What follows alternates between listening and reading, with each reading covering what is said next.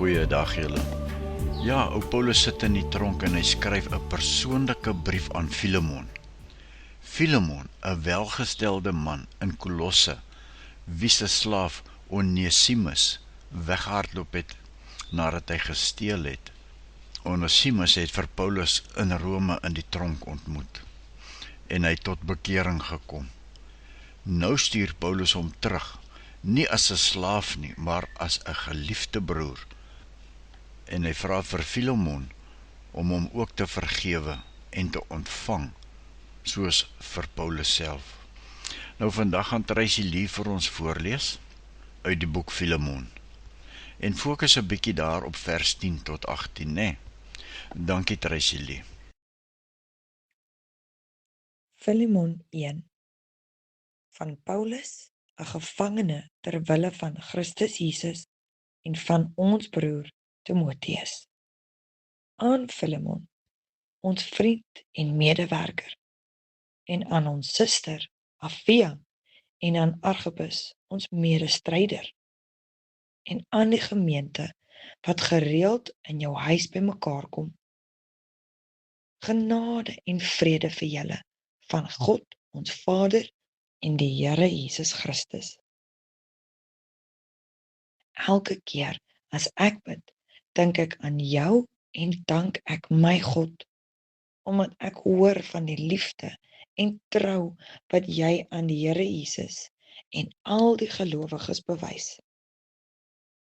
My bede is dat die gemeenskap wat jy deur die geloof met ons het, jou 'n dieper insig sal gee in al die goeie dinge wat ons vir Christus kan doen. Jou liefde het vir my groot vreugde en bemoediging gebring, omdat jy, broer, die harte van die gelowiges verkoop het. Daarom, al het ek in Christus die volste reg om jou op jou plig te wys, doen ek liewer 'n beroep op jou, op grond van die liefde. Dit doen ek, Paulus, wat 'n ou man is, en nou ook 'n gevangene ter wille van Christus Jesus. Ek doen 'n beroep op jou in die belang van my kind, Onesimus.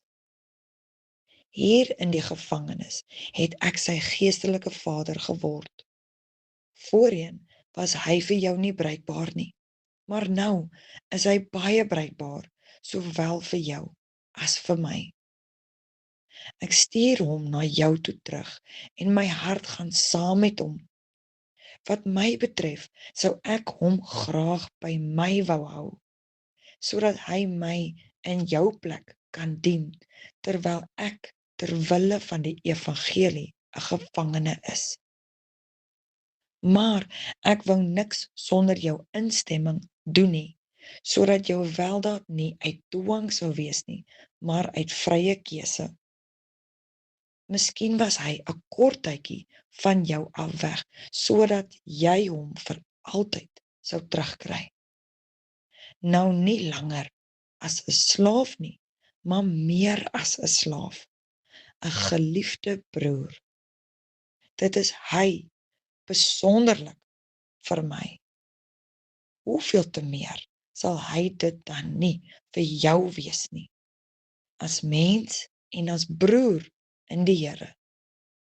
Dus, as jy my as deelgenoot in die geloof beskou, ontvang hom net soos jy my sou ontvang. As hy jou enige skade aangedoen het, of iets skuld, sit dit op my rekening. Hier skryf ek, Paulus, met my eie hand. Ek sal betaal. Ek hoef jou natuurlik nie daaraan te herinner dat wat jy is, jy aan my te danke het nie. Ja, broer, in die naam van die Here, bewys my hierdie guns. Maak my hart bly soos 'n broer in Christus.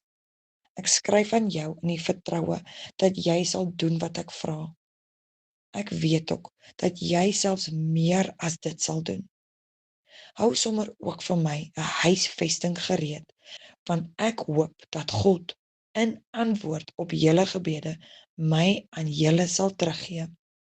Epafras, saam met my, terwille van Christus Jesus 'n gevangene is, stuur vir jou groete. Ook my medewerkers, Markus, Aristarchos, Demas en Lukas, stuur groete. Die genade van die Here Jesus Christus sal by julle wees. Nou ja, tot sover vandag. En net 'n gedagte om aan te herkou, in baie kort. Die boek Filemon is baie eenvoudig. Filemon was 'n ryk man, en Filemon se huis was 'n kerk gewees. En sy slaaf, Onesimus, steel toe by hom en hy hardloop weg Rome toe. En daar in Rome kry Onesimus vir Paulus in die tronk. En Paulus vertel hom van Jesus Christus. Hy bring vir Onesimus die evangelie van Christus. En Onesimus word gered, want hy het tot bekering gekom. Paulus stuur hom terug huis toe, maar met 'n briefie, want Onesimus was bang om huis toe te gaan. En Paulus skryf in die briefie vir Filemon: Filemon, moenie hom as 'n slaaf ontvang nie, maar as jou broer in Jesus. As hy jou nog geld skuld, dan sal ek dit betaal. En dit laat my so dink daar aan die gelykenis wat Jesus vertel het van die barmhartige Samaritaan, né? En die boodskap van die boek Filemon is dit: Jesus het ons skuld op sy rekening gesit. Daarom moet ons mekaar vergewe. Dis al. Een hoofstuk, een les: vergewe soos jy vergewe is. Dis al. Het jy dalk iemand wat jou seer gemaak het, jou dalk benadeel het, wat jy moet vergewe en as 'n broer ontvang, soos Filemon vir Onesimus ontvang? Ja, leef jy jou geloof, dat jy bereid is om ander se skuld op jou te neem, soos Paulus vir Onesimus? En ja, soos Christus jou skuld op homself geneem het. Kom ons sluit af met gebed. Vader, baie dankie vir hierdie klein briefie met so 'n groot les. Dankie dat u nie vir Onesimus as 'n weggeloopte slaaf gesien het nie, maar as 'n seun wat terugkom huis toe. Dankie dat u ook vir my en ons almal so sien wat u kinders is. Here, ek dink aan iemand wat my seer gemaak het, of vir my geld skuld, of my teleurgestel het. Ja, dis moeilik om te vergewe, Here, maar vandag opnuut hoor ek u stem. Ontvang hom, soos jy my Jesus sou ontvang het. Ontvang hom so. As hy jou iets skuld, skryf dit op my, die Here se rekening. Ek het klaar betaal aan die kruis. Dis afgehandel. Vader, help ons om mense nie meer as 'n slaaf of as 'n vyand te sien nie, maar as 'n broer en suster in Jesus.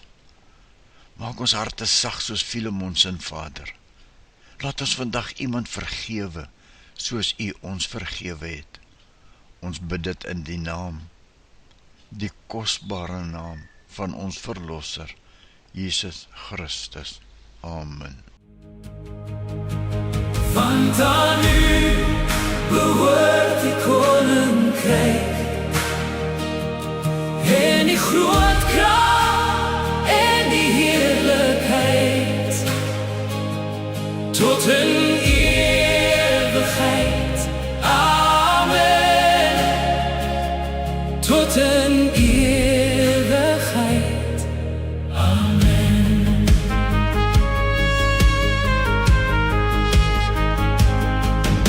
Skenk aan ons vandag ons voeding, Heer, en wissel ons oortredings uit, soos ons ook andere vergewe. o, vou ons toe in u besluit. Want aan u behoort die koninkryk en die groot krag en die heerlikheid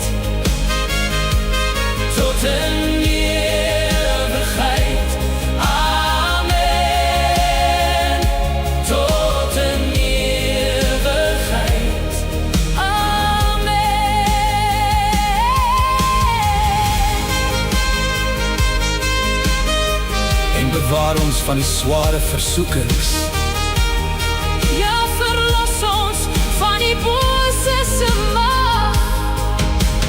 U is ons rots, ons lig in die donker, ons buig Voor die glorie en die krag. Oh, want aan u behoort die koninkryk en die groot krag en die heerlikheid. Oh, tot in ewigheid. Amen. Tot in ewigheid. Amen. Laat u ryk nou kom, u wil sal hier geskied. Amen.